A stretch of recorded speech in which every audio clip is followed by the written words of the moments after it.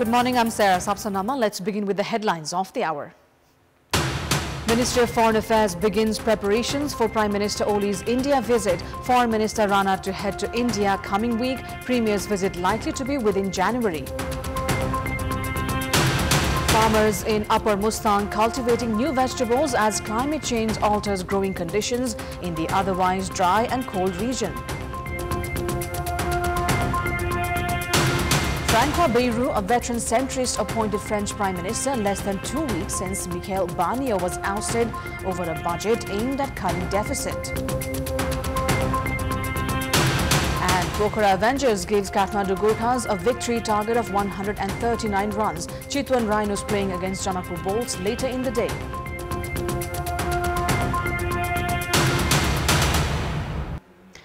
Preparations are underway for Prime Minister KP Sharma Oli's India visit just after his return from official visit to northern neighbour China. Minister for Foreign Affairs Arju Rana, who is currently in Europe, is heading straight to India on 17th of December to make necessary preparations for the Premier's visit. Minister Rana is set to meet her Indian counterpart Subramaniam Jaishankar. Minister of Industry, Commerce and Supplies Damodar Bhandari has stated that both the nations are doing essential homeworks as the Premier is set to embark on India visit in the month of January. सम्मानजो चाँडै त्यो विषयमा चाहिँ आवश्यक गृह कार्य पनि भइरहेको छ। भारत सरकारको तर्फबाट पनि त्यसमा तत्परता देखिएको छ। हामीले हाम्रो तयारी गरिसकेपछि चाँडै यहाँले भने जस्तो जनवरी भित्रमा हाम्रो चाहिँ त्यो भ्रमण चाहिँ हुन्छ। The Indian media has also reported about Prime Minister's India visit. Prime Minister Oli had sent Minister Rana to finalize about his Delhi visit. However, as India did not give any official confirmation, the Premier embarked on official visit to China. Prime Minister Oli had met his Indian counterpart Narendra Modi on the sidelines of UN General Assembly. Upper Mustang has been seeing vegetables grow in the region that otherwise did not. This has been attributed to rising temperatures and decreasing snowfall. Mustang generally has cold and dry weather that were previously unfavorable for vegetables like cauliflower, broccoli, tomatoes, radishes, carrots and pumpkins. These vegetables are growing easily in the regions these days. In previous times, vegetable cultivation in Upper Mustang was limited to potatoes. Experts have attributed the climate zone shifting to global warming and climate change. Main opposition Maoist Centre is having a hard time accommodating the interest of former Vice President Nanda Bahadur Pun of returning to active politics. Pun has been attending the party's office bearers meeting since early November. Elsewhere in CPN-UMO as well, former President Bidyadevi Bhandari has been hinting at the same. The question is, will their moral ethics allow a return to politics? Questions are rife within Maoist Centre if it is appropriate to support former Vice President Pun returning to active politics, especially at the lack of a provision for such practice within the party agenda. Party's chair Pushpa Kamal Dahal has hinted at supporting Pun's return, and sources claim preparations are also underway to offer Pun a position through the next Central Committee meeting. Leaders are, however, divided regarding Pun's return. He was a notable face of Maoist Centre, especially during the armed conflict era. व्यक्तिको बारेमा कुरा नगरौं जोसुकै आए पनि अब सबैले आउने पार्टीमा लाग्ने काम गर्ने त अधिकार छ हैन उहाँ हाम्रो हिजोको कमान्डरै हो पार्टीले नै उहाँलाई पठाएको हो नेपाली समाजलाई नेतृत्व दिनका निम्ति चाहिँ एउटा नयाँ विचार सहित नयाँ नेतृत्व आउनुपर्छ आज नेपाली जनताले जुन प्रकारको एउटा विकल्पको खोजी गरिराखेका छन् त त्यो विकल्प अब फेरि पुरानो पिढीबाट सम्भव देख्दिन म चाहिँ It is time now for our segment Public Pulse, where you text us with your opinion. The question is, what's your take on the pause on academic activities due to lack of reconstruction of schools affected by floods and landslides? Your options are A, carry out reconstruction immediately, B, find the alternatives, and C, insensitivity of the government. Voting is on. Type NEWS, select your option A, B or C and send it to 34001 to share your opinion with us. Welcome back. It's time now for international update.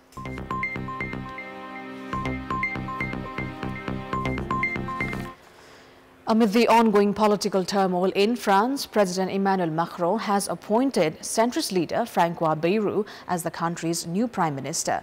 Macron named Bayrou as his fourth prime minister of 2024. The 73-year-old was a long-time mayor of the southwestern city of Pau and currently leads the France Modem party. With no clear majority in the French parliament, the new prime minister is said to face the same challenges as his predecessor.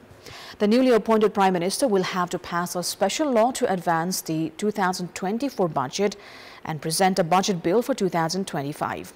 According to international media, he will present his cabinet list in a few days. Bayrou said that he faced a big challenge to tackle France's deficit, with opponents' lukewarm reactions to his appointment, underlining the difficulty of the job he faces. France has been in political deadlock since President Macron announced parliamentary elections in the summer of next year after Parliament failed to secure a clear majority. The new Prime Minister is said to face a major challenge, including the need to postpone the no-confidence motion until July next year. An opinion poll conducted in France on Thursday also revealed that 61% of French voters are concerned about the country's political instability.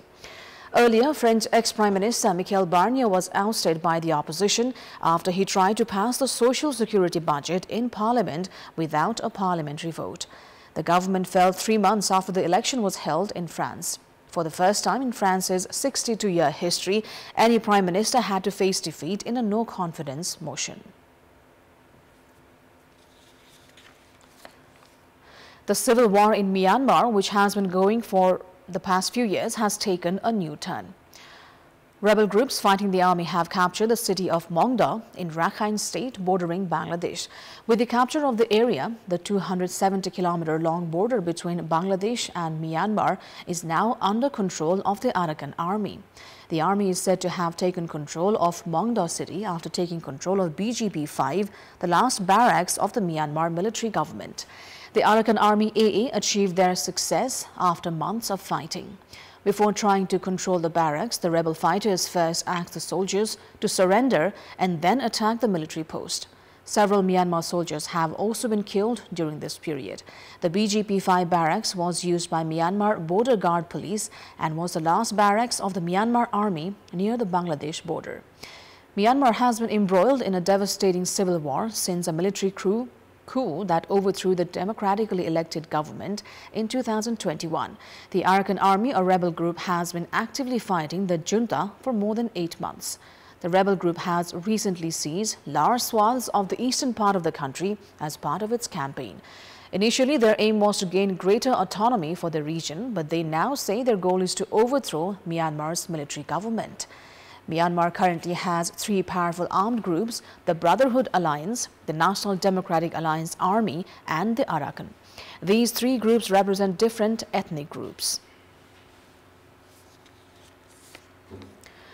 The head of Chemical Weapons Watchdog Organization for the Prohibition of Chemical Weapons, Fernando Arias, has said that he would ask Syria's new leaders to grant investigators access to the country to continue work identifying perpetrators of attacks that killed and injured thousands during the civil war.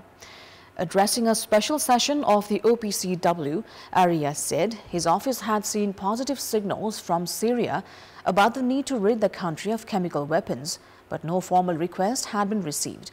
The 41-member Executive Council of the OPCW was meeting in The Hague to discuss the next steps for Syrian President Bashar al-Assad's sudden toppling. Speaking ahead of the meeting, U.S. Ambassador to the OPCW, Nicole Champagne, said Washington viewed Assad's fall as an extraordinary chance to rid Syria of chemical weapons. Arias said the evolving political landscape in Syria offered an opportunity for the organization to finally obtain clarifications on the full extent and scope of the Syrian chemical weapons program after 11 years of inspections. Warning of proliferation risks, he said victims deserve that perpetrators that they identified be brought to justice after multiple use during the 13-year civil war. He will seek access for the OPCW's investigation and identification team. That unit and a joint UN OPCW mechanism have already identified Syria's armed forces as having used chemical weapons 9 times between 2015 and 17. The culprits of many attacks remain unidentified. Syria joined OPCW in 2013 under a US-Russian deal, and 1,300 metric tons of chemical weapons and precursors were destroyed by the international community. Now, Georgian pro-EU protesters rallied yesterday evening near the country's parliament building on the eve of the vote for the country's president. In late November, Georgia's ruling party, Georgian Dream, nominated Mikhail Kavelashvili, a former parliamentary deputy and professional soccer player, as its candidate for president in an election due to be held today.